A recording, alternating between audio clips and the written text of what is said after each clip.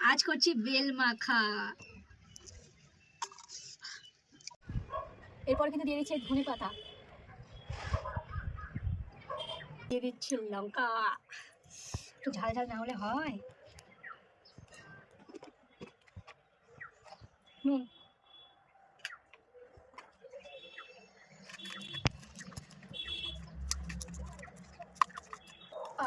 চটকে চটকে মাখতে হবে, তারপর না টেস্ট হবে। চিনি কিন্তু আমি বেশি একটা দেবো না, কারণ বেলটা কিন্তু অলরেডি মিষ্টি, পুরো পাকা। আমার তো জিভে জল চলে আসছে, কি বলবো। তোমাদেরও এরকম দেখে কার কার জিভ থেকে জল বেরোচ্ছে কমেন্ট করে জানিও। তো আমার কিন্তু এখানে মাখা কমপ্লিট।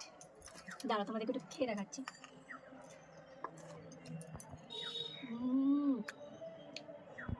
মাখা ফাঁকা আমার এত মানে ধৈর্য কুলায় না, তাও একটু তোমাদের দেখাবো বলে মাখলাম, একটু ভিডিও করবো বলে।